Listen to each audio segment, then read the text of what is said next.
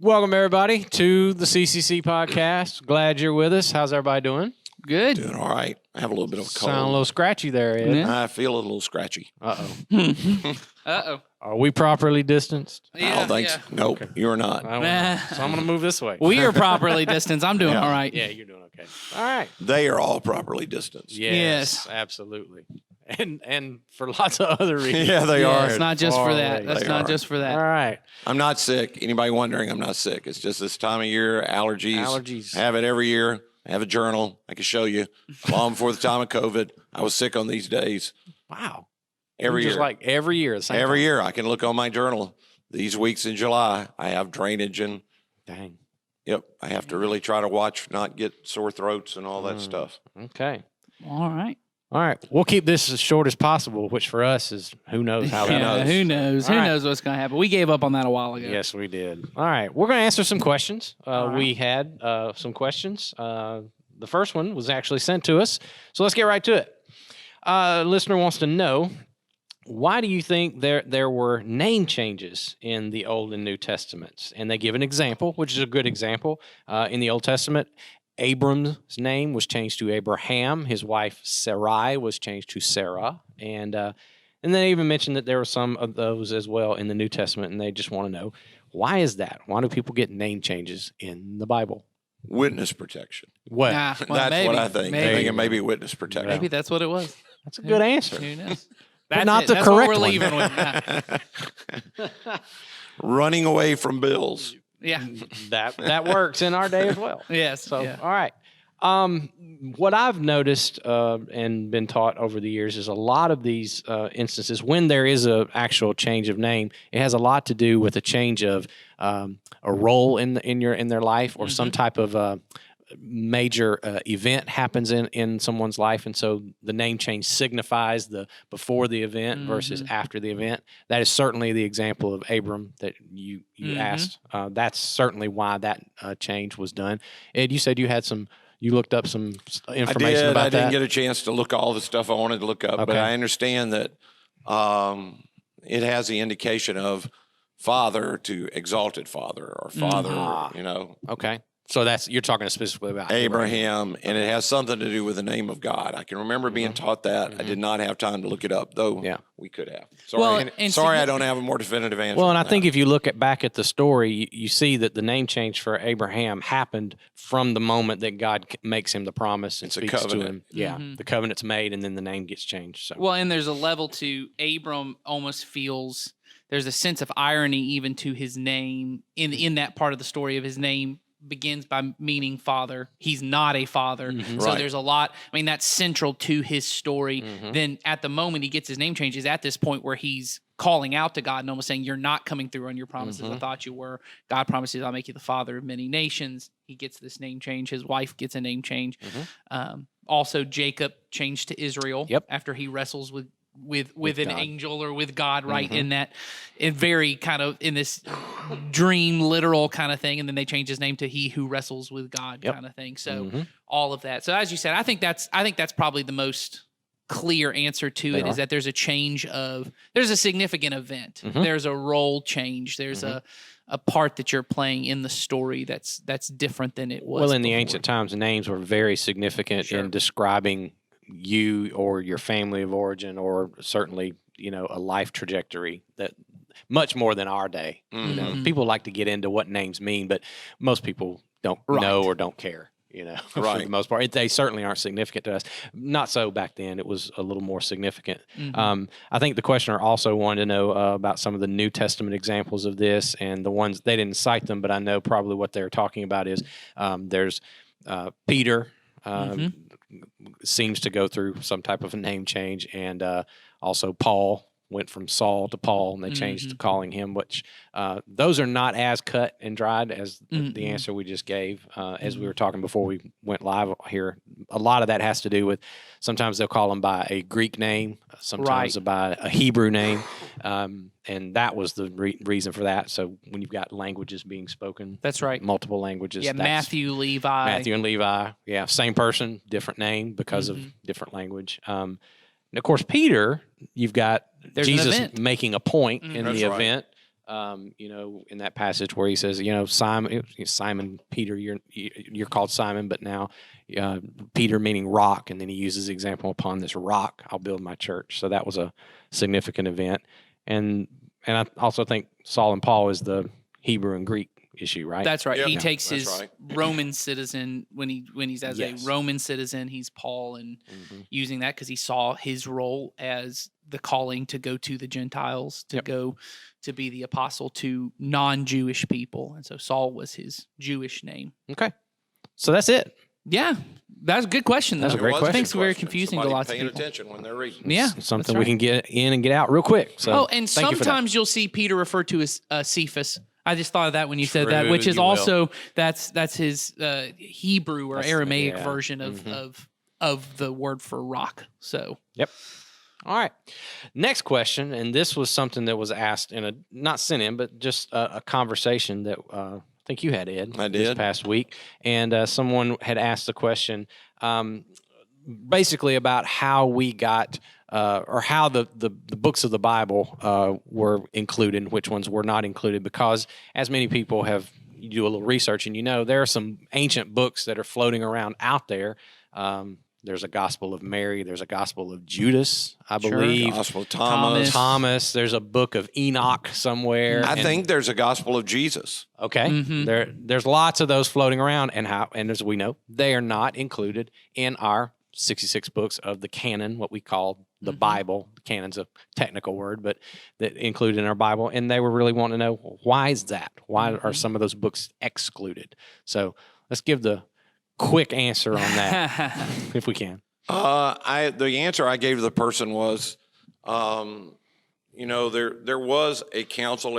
Every History Channel, the Da Vinci Code, everybody points to the Council of Nicaea, where they all came together and they decided on the books. And it sounds conspiratorial, but really all they were doing was codifying what had already been decided as the books. I mean, that's 300 years later.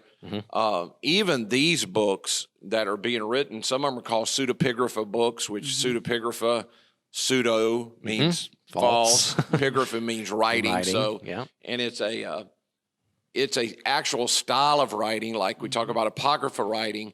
There are people, we'd call it ghost writing in our day, but often ghost writers are in on it with the real author. These were people who were writing things in the name and the spirit of something, Yes. And this is a terrible illustration. The illustration I use with the person, because it happened around the time of the Hamilton thing being released, is Alexander Hamilton was not a black man who rapped. right. But that thing is written pseudepigrapha with some history alongside. There is some history, and then there's some other stuff that's dramatic that's added to it. Not everything that happens nor is said was said by Yes. Alexander Hamilton. So that was a style of writing that was not only about Jesus. There were pseudepigrapha books written by Roman emperors. The reason we don't have more copies of those is nobody cared about the emperors after Right. Rome was overturned. People did care about Jesus, so these other books were carried along. But it wasn't like there was a big controversy.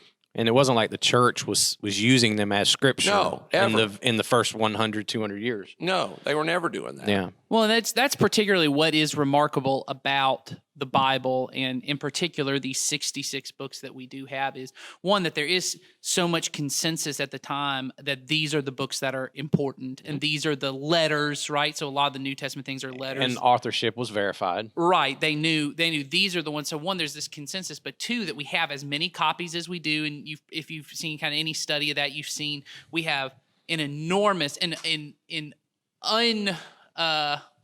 almost reasonable amount compared to other things. There are not other ancient documents that you would look at and go, this is just so much higher. But the reason why is because these were more than just letters. They were letters and they were getting written, but they immediately recognized there is something, what we would refer to as scripture about them, that these are what we refer to as God breathed, that they look at this and says, these are people who had been with Jesus. So they either were, apostles who had been with Jesus, or they had been with people who had been with Jesus, like Luke, who writes the book of Luke and Acts. the book of Acts, had done eyewitness testimony and had spent time traveling with Paul and with Peter and these people. And So when they wrote these, the ones that we have, and we have so many copies of, the people who were closest to the events said these are important, not just as history, but also important in our own development as disciples of Jesus. And so, as you said, it's remarkable that there aren't there aren't empires that held on to all of these documents. There were followers of Jesus, often poor, peasant people that were holding on to these documents, and they've survived history. And so, as you said, there was already an agreed upon canon. Yeah, Certainly, we're 300 years afterwards. I mean, everybody agreed on the first 39 of the Old Testament. Yeah. Then it was the next 27. All of that, there were a couple of, again, there's people that they did debate over some of them because they weren't, like James is not an original 12, so they debated around him. He's a brother of Jesus, and he was a leader in the early church. But there was a lot of debate around that. Didn't know for sure the authorship of Hebrews, right? Yeah. Certain of the Pauline letters, but the same they had kind of thing. historical context. And the other thing that I think, and maybe this doesn't make sense to everybody, but there's a harmony about them. Does it mean all the details are the same? No, but the theology taught in them is the same. Whereas when you get in some of the pseudepigrapha books, you really have to decide if you read. So you read some of the things in one of these Gnostic Gospels, which is a whole nother part. Yeah. There's a cult called Gnosticism that believed all the flesh was evil, so Jesus couldn't have been really born in the flesh, which the other Gospels say. So you either have to decide either this is true or this is true. It wasn't like there was one angel at the tomb or two angels at the tomb. Right. That's right. They weren't teaching something different. This is clearly teaching something vastly different than what these are teaching. You can't harmonize the That's two. right. Yes. You can't harmonize them. Yes. And so they're saying this is what historically has been taught for hundreds of years from the original time of Christianity. And these other things, they aren't the same. Yes. That's right. And I think that's where we get confused. And I've talked to people about this because they think, like you said, there's some conspiracy and what you have to look back at is the reason they were left out is because they contradict what has historically been taught. And so it's not that you're missing anything. It's that they weeded it out for you long before you ever got here, so you don't have to worry about that. It's not that it's over there hidden, and that's really what the original disciples believed, and it hasn't been allowed to be out in the open. No, it was excluded for a reason. Yeah. It's the same reason. Hopefully, the illustration I used again with them was, I hope in 200 years nobody takes the musical Hamilton as being history. Yeah. Right. But is it possible? It's possible. Yeah. That somebody's going to go, there's this conspiracy. They really were African Americans who were rapping back in the 1700s. I know that is already happening about the Holocaust, that there's whole white nationalist movements that said it doesn't happen, which is why Jewish people are so serious about not letting it be forgotten, because history has this way over time of people bringing in other things. And if you want to believe in conspiracies and all that, you can easily ignore what is the majority of history to go with this one little thing. Yes. Yep. There's something in us that wants to, when we can't figure things out, Yep. that meet with what I already think should be true. Yeah. I want to believe a contrary thing, even though the evidence might not be so strong. And then I believe, like, I really have inside knowledge, which, by the way, is what the Gnostics thought. That's what Gnosticism means. It means hidden knowledge, secret knowledge. All right. Probably more than they wanted to know, but that's certainly, We gave them an answer. that is the answer. All right. Let's switch to Sunday. Sunday, we finally wrapped up the Faith series. Yeah, I don't know if anybody else felt like finally, but I did. I know we always feel finally when we're done and can set something aside. Yeah. That's how I typically, we get bored with stuff real quick. Yeah, we do.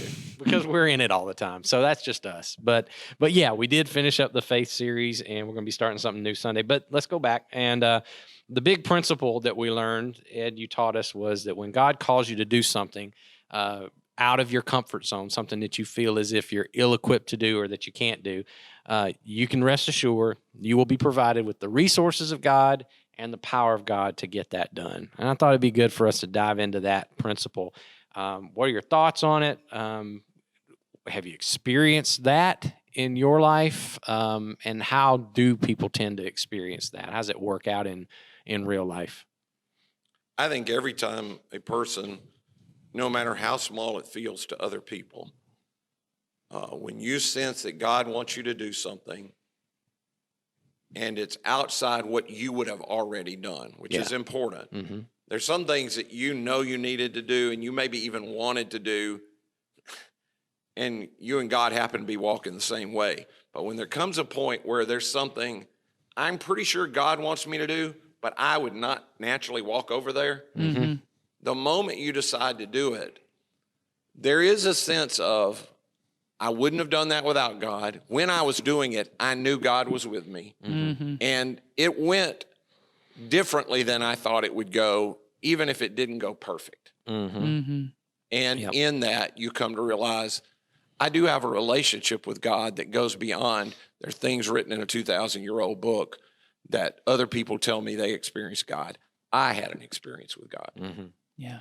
It reminded me of, a practical example of that principle is that's been the experience I've had as a father with my children for their whole lives. I cannot tell you how many times my girls have said to me, Dad, I can't do that. And I'm over here going, well, yeah, I know you can, because I'm about to teach you how to do it, and we're going to do. And many times I'm doing it with them, Right. And then I always love, because we love to say I told you so. I love to come in afterwards and go, so you can't do it after they've just accomplished whatever it is. I think last time it was I was teaching my daughter to do something in the kitchen, cut something up or something in the kitchen. She's like, I don't know how to do that. I can't do that. I'm like, well, come over here. And then she starts doing it, and I go, so you can't do that, huh? It's just, Mhm. and it just kind of gives me that look like, okay, yeah, you were right. Now just leave me alone. Shut up. Right. But that's how I think that's the experience that we have with God oftentimes is, God, I don't know how to do that. And he's over there just kind of grinning. It's like, yeah, I know you don't think you can, but you and me get involved in this, and you'd be shocked at what you can do. I think the image I always had in my head, and this is the incorrect image, so if you missed anything else, this is what it is, that God is often walking with me and then goes, hey, look at that over there. Why don't you go do that? And then I go, oh, that looks scary. I don't want to go do that. And I think that's not the right image. I think what the image is that, Jesus talks about, and this verse is stuck in my head a lot, which is that he says, and you preached on this in our faith series of, I only do what I see the Father doing. He doesn't say, I only do what the Father sends me off all by myself to go do. He goes, Jesus, and constantly you see this. And the reason he answers that is he has just healed a person on the Sabbath, and they're upset. They go, what authority? What gives you the right to do it? And he goes, I only do what I see my Father doing. What he's saying is, the Father was already over there doing that. I saw him at work. I went to go join him in what he was doing. And that's the reason I have the power and the resources to do it, is because he's the one doing it. He's just like, it really is like, and all of us guys have had this experience of you come to your friend's house or you come outside and there's a dude working on a problem, and suddenly 7 guys are all standing around looking at the problem. None of them are doing anything about the problem. We just like to stand there and watch it, and occasionally we go, yep, that's the right, that was good to put that hammer on that nail. I was going to tell you the hammer goes on the nail. We're not doing, the guy's doing all the work, but we felt like we got to be a part of what was going on. And I often feel like that's where Jesus is always in his life. In fact, that's the story you told Sunday about Jesus is walking on the water. The thing that I think Peter got that the other guys didn't get, I don't think it was that just that Peter was somehow braver than the other guys and stepped out. I think Peter was the first guy maybe to notice, oh, that's the Lord. Yeah. Because he's the first one to say, Lord. Everyone else, and you told it in the story, they think it's a ghost. Yeah. They're terrified. Peter's the first one, as you said on Sunday, to make the connection. Jesus just did something. Here's something, as you said, I can't explain. I don't know what's going on. Most likely then, maybe it's the guy we've been walking around with who's been healing people. Maybe he's doing whatever this thing is. So when you talk about how I've experienced, that's always in the last few years of my life when I've really understood what the power of prayer is in my life. And it's not somehow mystically I'm going to force God to do something I want him to do. But honestly, what most often happens, and it's not even just that it changes my attitude. It is God revealing to me often, hey, I'm doing this. Why don't you come join me in this, right? And I think you mentioned this Sunday. I get this feeling. I literally had this yesterday. I'm looking on my Facebook feed and somebody comes across my Facebook feed and I just feel God go, you haven't talked to that person in a while. That person moved a little while ago. You should contact them. I contacted them, just said, hey, I know with all this crazy thing going on, the first words they said is, your timing is crazy. Yeah, I know. Every time that happens happens to a me. lot. And I now can look back and see, I think that's God going, hey, I'm doing something right here. And then I find out there's even more backstory of stuff going on over and over and over again. When I go, God, what do I want you to do and join me in it? It's, what are you doing? Let me join you. Well, So, I think there's two parts to that we have to be really, I think maybe this is not. This is the way I understand it. God is doing things. God did want that person, maybe there's something going on in that person's life you contacted. Could you have ignored it? Would God have sent somebody else? He probably would have tried. Yeah. Is it possible that everybody said no? And would God have accomplished it without you? No. Because the truth is, God wants everybody on the planet to be fed. And has provided more than enough food. There isn't a population problem. There is a hoarding problem. Yes, that's right. There's not a problem with God didn't provide enough for every one of the 7 point whatever billion people on the planet. It's just that some of us have decided, not only do I want to have enough beyond what I can eat, but I also want my dog to be fat. I want to be fat. I want them to be fat. And then I want to throw other stuff away. yeah. And we can pray for God to feed those people, and God prompts us often to, and we're like, and he doesn't just rain manna from heaven. Could he? He could. He has decided to work through the hands of his people. And that's what I always want to say to people, why doesn't God do something? God's trying to do something. You asking the question is probably him prompting you to do something. You noticed it.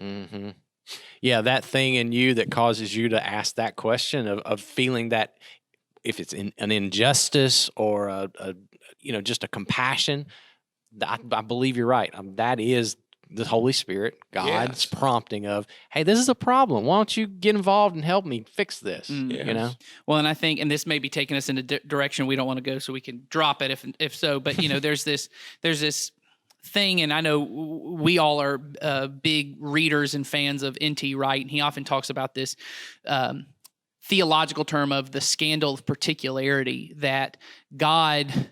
I have people ask me this a lot of, why doesn't God just show up and reveal himself? And we've talked about, the whole idea of God's wanting us to find him and all that. But I think a lot of people have a hard time with, why did Jesus just show up 2,000 years ago in this specific place, right? When he could have been shown up 2,000 years later and been televised and, everyone's seen it. And there's this thing of, God started with a man, Abraham, we talked that, then built a family, then built a nation, then through that nation. He didn't come through all the nations. He did come for all the nations, but he comes through to Jesus.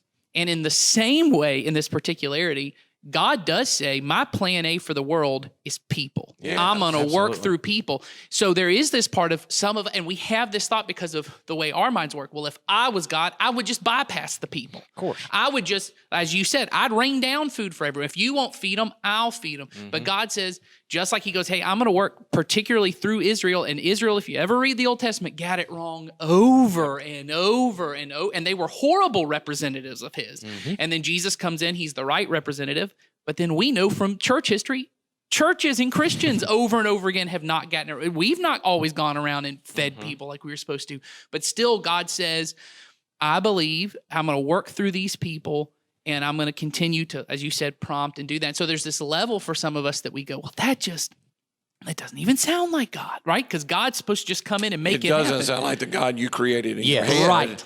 But let's be clear, it does sound like Jesus. It does. Because Jesus lived a servant, self-sacrificial, laid down his life and was mistreated and treated unjustly. And so here we are with, it all fits. This goes back to Greg Boyd's cruciform theology that we talk about on here a lot. That is the nature of God. We don't like it.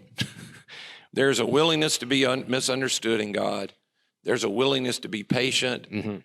And allow things that I would never allow because I want something to happen. Yes. And my view is, I want it to happen now. Yes. And in the way I want. God's primary project is not this planet. God's primary project is us. It's us working at this and the planet. He loves the planet. Yeah, absolutely. But we are the whole thing. We are his representatives, and he is at work. He just allows us to thwart it by deciding, no, I don't want to do that. Well, and I love this. I just don't want to do that. I love this term that I know we've talked about before of the God who risks, that God is taking a risk on us by saying, like you said, I'm going to prompt you. Well, they didn't do it. And then God goes, okay, I'm going to prompt the next person I'm going to go. But it's amazing. The prayer Jesus asked us to pray is, your will be done on earth as it is in heaven, which means I'm at least acknowledging there are times, and we know this. Anyone who thinks about it knows that God's will doesn't get done, which we all know because I know I've not always done God's will. I know I've gone completely intentionally opposite of God's will, It's why and he didn't stop me. Somebody will say, this terrible thing happened. Why didn't God just stop it? And I say, well, let's move back a little bit. Have you ever done something that was wrong?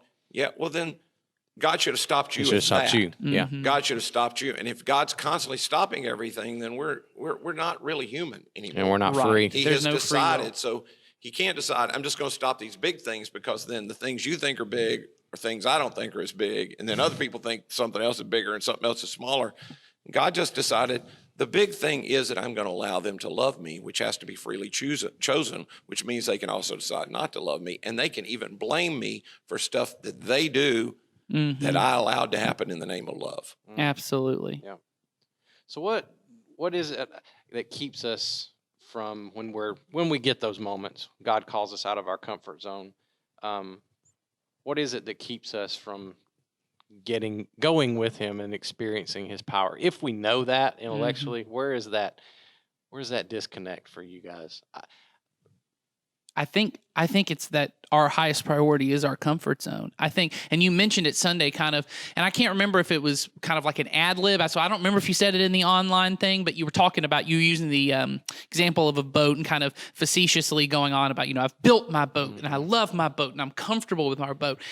For most of us, and I can't speak to other countries, and so people, if you're watching this somewhere who's not in America, I don't know if this is your experience. Maybe it is, but I certainly know for most of us Americans, that's what we think the goal of life is. Yes. That's why we push our kids, go to college and get these so you can get the kind of job you need, not even really because we believe the job is somehow great. It's because the job's going to lead you to a better life. And our goal is that at any point, we may not have it in our head that by 65, when I retire, I have built myself this comfortable life that I can just, kind of stave off death for a while. I'm really terrified of that, and get myself to this very comfortable experience. And so it almost seems, once again, in the God that I make up, God would never call me out of that. That God's goal is, he may call me out of it for a moment, so that it teaches me like a lesson, but then I always get to come back to the boat. Because I always wonder, in the story you're talking about Sunday, maybe Peter was never coming back to the boat. Maybe if Peter kept walking, him and Jesus would have walked the whole way across. Maybe they would have walked on across, and and Jesus would have said, "You had your shot, guys. I guess keep on rowing." I'll see you when you get. You know what I mean? Like, it's a good thought. That we always Peter had to come back to the boat because of he ends up seeing the storms of that whole deal, but. That's what we want. Is I want a week-long mission trip where I step outside my comfort zone and I go for a little bit and then I come back to my boat and I go, wasn't that? And don't I feel better about myself? I want to step out of my comfort zone and post something on social media and say my thing, and then I just come right back into my comfort zone. I honestly think comfort and control are. And so I think ultimately what we want is control. Because there are things that some of us choose that would be uncomfortable for other people. But because I chose it, it's comfortable for me. Sure. Like I know people, we've had some people at our church that choose to not live in houses. I can think of 2 different people in the last couple of years that I know of that have chosen to live in tents. They have income. They live in tents on public property because they can, and they want to be free. Some of y'all want to be free. You go, I don't want to be that free. That's right. I don't want to be that free. And other people look at them as irresponsible. Well, no, that's a form of control That's for it. them. And that's a form of comfort for them. It's The a form of- control is comfort. And so I think the ultimate thing for us is control. I think way more than we would like to admit. Most of us want to use God more than know God. And really what we want to use God for is anything we can't control. So I can't do much about my kid who's an adult and he's a drunk or a drug addict. So I want to faith on that. Yeah, I'm I'm gonna gonna faith pray on for that one. I can't do anything about my teenager. I've tried real hard. I first laid into that, train them up in the way they should go. And then when I can't do nothing, then when they're old, they won't come back. Well, of course, you misunderstood the verse, but whatever. Anyway, we want some more, and ultimately none of us can control death or cancer or any of those things. So I think most of us tend to think of Jesus as Secretary General of Afterlife Affairs more than anything else. He might play a little bit in this area, but only if I really need him to. I can take care of most of my stuff. I can take care of. Yeah. Yeah. Well, I just heard this on a podcast. I think they said that most of what American Christianity has become is the American dream with just enough Jesus attached to it to make it sound legitimate. Yeah. Get a little Jesus dressing on the side. I don't want Jesus all over my salad. Give me just a little bit that I can control. Well, like you how said. much I put Jesus on my life. The stuff that I can control, I got this part. Yeah. But this stuff that you mentioned, death and sickness and disease and my kids and their behaviors, that Pour a I little on can't there. do anything with, and that I want Jesus to get involved in. It's why, and this is not a shot at this because it's a marketing thing. It's why Christian radio is not about, let me give you music that will help you grow closer to Jesus. It's about something safe for the whole family. Yeah. Christianity is safe for the whole family, of course, unless Jesus calls your kid to get out of the boat. That's right. And you're like, Jesus, I just taught him to be in the boat. Yeah. I don't want my kid out of the boat. Yeah, exactly. Yeah, I do think that's true for some degree. And so when you think about the thing you talked about there of, and what you were speaking to too, in American Christianity, by and large, most of us believe what Jesus is doing is building up my life. That he is somehow coming in to bless what I got going on and all the different plans and agendas that I have going on. And you're right. I think so. What I need is I'm going to build my business the way I want to build it. And anything that I can't control, I'm going to rely on Jesus for, or I'm going to build my family the way I think's best. And then I'll throw some Jesus in on the side, not the way that Jesus invites them to, which he says, hey, the kingdom of God is here and it's advancing. Why don't you get about doing that work, my Father's work, right? My Father's doing business. Are you out there joining him in that? And it really is a complete switch of mind. I think for many of us, like the illustration Nathan used earlier, was a relational thing. There's a person, I sense I should talk to them. I'll give you an illustration. I'm guessing many of the people listening are community Christian people, and you've been in a small group. This happens for 30 years. I've seen this kind of thing happen in a group. And this goes to the control thing. We're a small group, and over time, I begin to notice there's something going on between Jason and his wife, and it's really unhealthy for them. It does impact our group in that one of them talks to one person, one talks to the other person. It's uncomfortable. It's uncomfortable. I feel prompted at some point to say something. Yeah. I feel prompted to say something. But the act of saying something doesn't really do much for my life. And I can't imagine Jesus calling me to do something that uncomfortable sheerly for the benefit of the other person. It's better for me to just be quiet, ignore them for the hour, or if they begin to bug me a lot, I just stop going to small group or go to a different church or whatever. I cannot imagine that would ever happen. So we don't say yes to that. And then I don't know if people don't believe this or not, but I've said it I believe it because I've seen it in my own life. If you say no enough to those little relational things and you want God to tell you some big thing about your business, God, I honestly believe God's like, hey, I already gave you something to do. That's right. Why don't you go do that, and then we'll see about your business. That's the parable of the talents. That is. That is That's what right. it is. Yeah.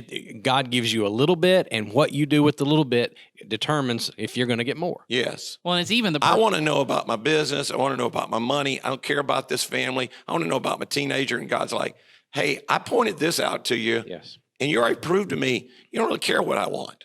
Mm-hmm. Well, it's because ultimately, and that gets another thing. When you said parable, it made me think of it. It's even the point, and I think we had this question, so you can probably go back and hear a longer one, but about why Jesus spoke in parables. Jesus makes clear at one point, he quotes this thing of, they who have ears to hear and, all that kind of eyes to see, that whole point that he's saying, I really am putting out these little promptings to people and seeing, will they care enough? Do they want to follow enough that they'll come in and want to hear more and want to do more? And it's the same with the promptings that ultimately would, and see, this is what's hard for us is we go, well, why wouldn't he just speak clearly and say, these are the 4 steps you got to take to get to go to heaven, or these are the 4 steps you got to take to do the thing? Because in our mind, once again, our view of religion and Christianity is there are things I got to know, right? And there are probably a couple things I got to do, but by and large, it's about what I know and what I believe. And what Jesus said is, I'm looking to see, where does your allegiance lie? Are you with me? Are you willing to come do my work with me? So like you said in the parable of the talents, is I give you this little bit. And he says, those who are faithful with a little will be trusted with more, right? And this idea of our hearts being hardened. And all of us think, well, my heart's not hardened. I'm not. I go to church, I sing songs, and it makes me cry. I say, I feel so. I watch Hallmark movies on TV, and I bawl like a baby. My heart is super soft. I see commercials to help starving kids, and I feel really bad. I never go do anything for those starving kids, but I feel really bad. I feel something. Therefore, my heart's not hardened. And what Jesus is constantly, what God's trying to do, once again, because it's free will, he's not going to overwhelm us with knowledge to the point that we go, well, now I'm forced to do it because I have no other option. He's allowing us to be governed by whatever we want to be governed by, whether it's him or my own, Ourselves. my own Just sense of ourselves. control. Yeah. And I think even the question about how do I get to heaven and what are the steps, the reason we think that's what the Bible is about is because it's the one thing we can't control. So we go to it looking for it. If you just read the book and try to find where that's answered, the reason it's not much. clear is because it's about you becoming the kind of person that can do life with God. And of course, if you do life with God, since he's eternal, when you die, you just keep doing life with God. Yeah. But if all you're interested in is solving this one thing you can't solve, God's like, hey, I got lots of stuff I'm interested in. Why don't you be interested in what I'm interested in? Yes. I'm interested in you. Why don't you be interested in me? Mm-hmm. That's an awesome concept. That reminds me of the what Dallas said when he talked about what it would be like when he dies. Mm-hmm. Yes. And he talked about, I suspect that it will be quite some time before I realize it. And I was like, whoa. Yeah, the first time I heard that, I had to think about it for a while, what he meant. Oh, me too. It didn't occur to me that what he meant is I try to live my life so in the presence of Jesus every moment. Being dead for the follower of Christ is in the presence of Jesus. Yeah. He said, I'm trying to live my life in that presence. Maybe a little while before I realize, Oh, Jesus, or, oh, look, I just traveled 100 miles in a moment. I didn't realize. great. Yeah. I love it. Yeah, I think that's huge. And that idea too of just we won't taste the sting of death, that this idea of, and he tells this story, which I think, and Dallas really hit on this a lot of, he tells the story of a young girl, I think it's in India, who was dying, and she has this horrible disease. She's like, I think 5 or 6 at the time, he said, and she's in this terrible pain, kind of groaning over the whole thing.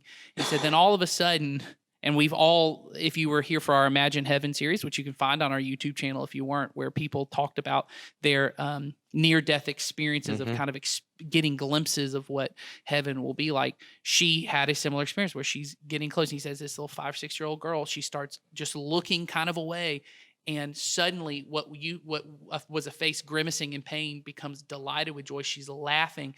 She's staring off at it, and then suddenly starts looking around at her little 4 and 5-year-old's friends, just saying bye, and starts looking and just is giggling and laughing. And Dallas, we know for people who were there, his final words were, "Oh wow, oh wow, oh wow." This feeling of and what he mentioned was, and this was written by missionary who was there said, if that's what the spray of the ocean is like, what would it be like to be submerged in it? And she's talking about if that's just the kind of closeness we get from being on the beach of what eternity is like. And so Dallas follows that story up by saying, so did that little girl taste the sting of death? And I think that's totally true. This idea that I'm just walking, and there is something, we've all seen this with children, that they just have almost this inherent kind of closeness with that or sensitivity, I should say, to the promptings of God. And he's just saying that as they're kind of getting drawn into this, and that's the life that Jesus promises us, like you said, that maybe I wouldn't even notice, and it would just things get better and better, and then one day I look back and I go, oh wow, you know. Wow. That went somewhere I wasn't expecting, but I love it. All right. I love that too. Yeah, man. All right. Do you have something to end us with today? Or are we done? I don't. You don't. So I we're do done. not. I did not prepare anything. I Well, apologize. that's all right. We're saving your voice. I That's all guess it that's what is. it was doing. That's all it is. I apologize. But you're not speaking Sunday, so you, I'm not. So That's I'll not. be easier on that. Yes. you're up. I'm up. I'm On a up. new series. New right. series, The Good Life. That's what we're calling it. Oh, So, good life. Oh, A good boy. life, so. I bet it's not what we think it is. No. Well, I don't know. I don't know what you. I don't know what you think it is. But we'll find out. You'll find out. It's great. We're I have talking. read the first message. It's a good one. So there you go. I will be reading it because I have to write small group. There you go. You'll I will read it You'll here get in to just a little bit. So, all you right. Great. See you guys. See y'all Next week. Bye, everybody.